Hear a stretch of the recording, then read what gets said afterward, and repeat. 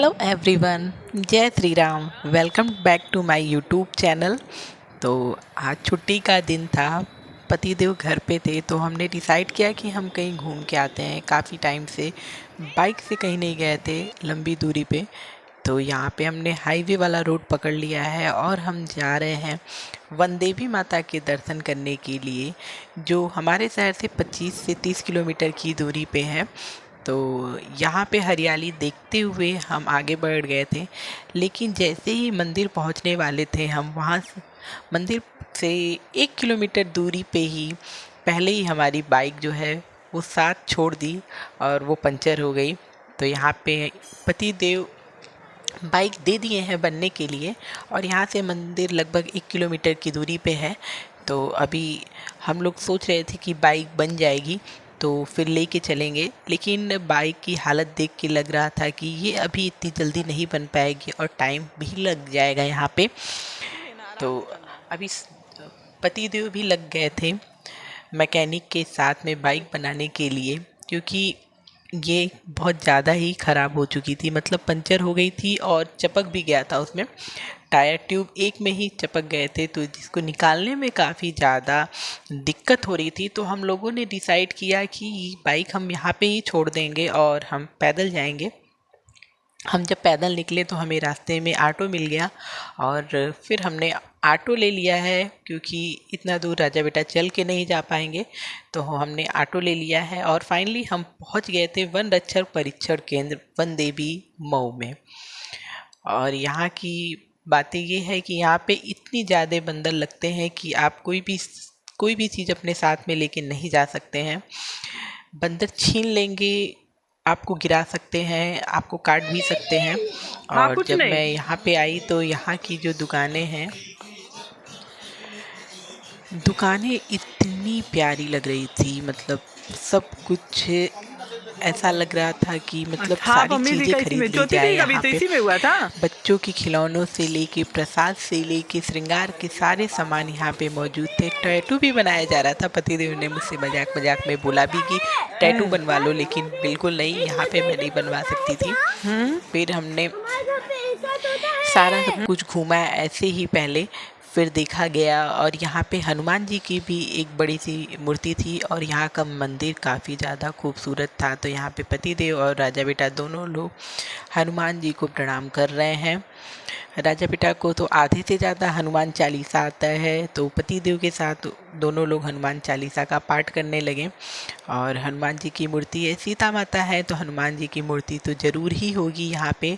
और शंकर जी की भी मूर्ति थी यहाँ पे। और जब हनुमान जी हैं तो बंदर का रहना तो लाजमी है। फिर यहाँ पे हमने प्रसाद लिया और प्रसाद में यहाँ पे सारी चीज़ें थी, जैसे कि चुनरी हुआ, नारियल हुआ, इलायची दाना, धूप, अगरबत्ती, सारी चीज़ें थी। तो मैंने सारी चीज़ें ले ली यहाँ प्रसाद के रूप में, ताकि हम जाके यहाँ पे चढ़ावा कर सकें। मैं यहाँ पे पहली बार आई थी इस मंदिर पे और मैं प्रसाद को इस तरीके से छुपा रही हूँ, क्योंकि बंदर ऊपर कूद के प्रसाद ले रहे हैं और फिर काट भी ले रहे हैं, तो काफ़ी ज़्यादा ये डेंजर हो जाता हमारे लिए। तो मैं बहुत ही केयरफुल हो के चल रही थी, राजा बेटा का हाथ पकड़ के। मंदिर में उतनी ज़्यादा भीड़ तो नहीं लग रही थी मुझे, लेकिन जब मैं अंदर गई तो मैंने देखा कि नहीं, कुछ लोग हैं अंदर मंदिर में, मतलब उतनी भीड़ नहीं थी। फिर भी ठीक था, क्योंकि आज छुट्टी का दिन नहीं था सबके लिए, सैटरडे था तो सबके लिए छुट्टी का दिन नहीं था। संडे को ज़्यादा भीड़ होती है मंदिर में।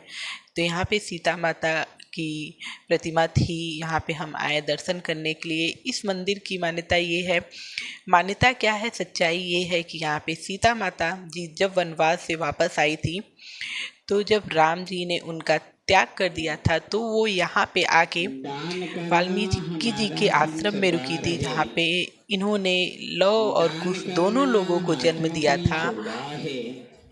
और इसलिए यहाँ पे वन में रहने की वजह से सीता माता का नाम वन देवी रखा गया। सारे लोग यहाँ पे उनको वन देवी बुलाते थे, इसलिए इस जगह की बहुत ही ज़्यादा मान्यता है। तो यहाँ पे पति देव और राजा बेटा दोनों लोग रक्षा बंधवा रहे हैं पंडित जी से। मैंने भी पंडित जी से रक्षा बंधवाया। जगत जननी माता जी के मंदिर बनने में लग रहा है। आपकी इच्छा हो निसंको सहयोग दीजिए। यह सुनहरा अवसर है, सबकी मेहनत की कमाई का अंश लगे। जगत जननी माता जी के मंदिर बनने में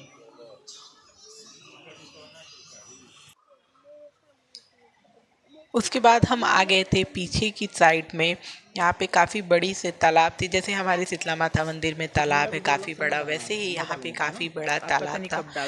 तो थोड़ी देर हम यहाँ पे बैठे थे, लेकिन बैठना बहुत सही नहीं लग रहा था क्योंकि बंदर हर तरफ से आगे पीछे घूम रहे थे कि क्या हाथ में पाएँ और क्या चीज़ छीन ले। लेकिन व्यू यहाँ का इतना अच्छा लग रहा था मुझे, तो मैं थोड़ी देर क्या मतलब आधे घंटे तक मैं बैठी रह गई थी यहाँ पे राजा बेटा को साथ में लेके। फिर उसके बाद उसके बगल में ही एक पार्क भी है, तो हम यहाँ पे भी आए थे। और यहाँ पे एक बहुत ही बड़ा एक्सीडेंट ये हुआ कि बंदर मेरे ऊपर कूद गया था। मतलब राजा बेटा ने जिद करके कुछ खाने वाली चीज़ें ले ली थी, जिसकी वजह से बंदर मेरे ऊपर कूद गया था और मेरे हाथ से छीन के लेके भागा।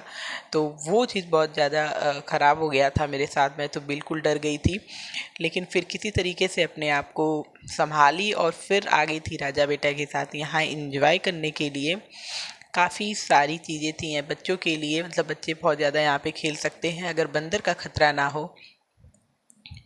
तो राजा बेटा यहाँ पे स्लाइड कर रहे हैं। उसके बाद और भी सारे झूले थे यहाँ पे, तो पतिदेव भी झूलने के लिए तैयार थे, मैं भी थी। लेकिन मेरे अभी शरीर में जो था वो थोड़ी सी कपकपाहट थी, इसलिए क्योंकि बंदर का जो अटैक हुआ था मुझ पे वो ज़्यादा ही मेरे दिमाग में बैठ गया था। लेकिन फिर भी अपने आप को संभालते हुए राजा बेटा के साथ मैं खेलने लगी। और जब भी मुझे बंदर दिख रहा था तो मुझे बहुत ज़्यादा डर लग रहा था, क्योंकि यहाँ पे आप देख सकते हैं कि बंदर एकदम नहीं डर रहे हैं, मतलब एकदम नहीं, आके काटने के लिए बिल्कुल तैयार थे। और ये आंटी जी अपने हाथ में प्रसाद ली थी, तो बंदर आगे पीछे उनके घूम रहा था। बट एक जेंट्स साथ में थे, वो बंदर को हटाने की कोशिश कर रहे थे, लेकिन बंदर बिल्कुल भी डर नहीं रहा था। बस उसको देख के ही मुझे डर लग रहा था। मैं तो बोल रही थी कि मैं वीडियो भी नहीं बनाऊंगी, तो ये वीडियो पति देव ही शूट कर रहे थे, मैं बिल्कुल पीछे खड़ी थी क्योंकि मुझे बहुत डर लग रहा था बंदर से। और मैं राजा बेटा का हाथ पकड़ के ही खड़ी थी कि मुझसे नहीं हो पाएगा, मैं जाऊंगी नहीं, वो मेरे पास आ गया तो मेरे लिए दिक्कत हो जाएगी, अब तो मैं पक्का गिर जाऊंगी उसको देख के, क्योंकि मतलब अजीब तरीके से अटैक कर रहे हैं यहाँ के बंदर। फिर उसके बाद में राजा बेटा को लेके मैं आ गई थी दूसरे साइड में। यहाँ पे भी राजा बेटा थोड़ी देर खेले थे, क्योंकि 1 से 2 मिनट में ही उनका मन भर जाता है। और ये रहे पति देव जो झूले का आनंद ले रहे हैं। मतलब मैं उनको बोल रही थी यार कहीं झूला टूट ना जाए फिर उसके बाद मैं भी आ गई थी, थोड़ी देर मैं भी झूले पे बैठी थी। अच्छा लग रहा था यहाँ पे झूले पे बैठ के, लेकिन राजा बेटा को भी ध्यान देना था। फर्स्ट टाइम मैं इस मंदिर आई थी और मुझे इस मंदिर में आके बहुत अच्छा लगा। मतलब हमारे घर से काफ़ी दूर नहीं है, 25 से 30 किलोमीटर की दूरी पे ही था, लेकिन आने के बाद बहुत अच्छा लगा। उसके बाद सूरज ढलने के साथ साथ हम अपने घर की तरफ भी निकल चुके हैं, क्योंकि अंधेरा होने से पहले हमें घर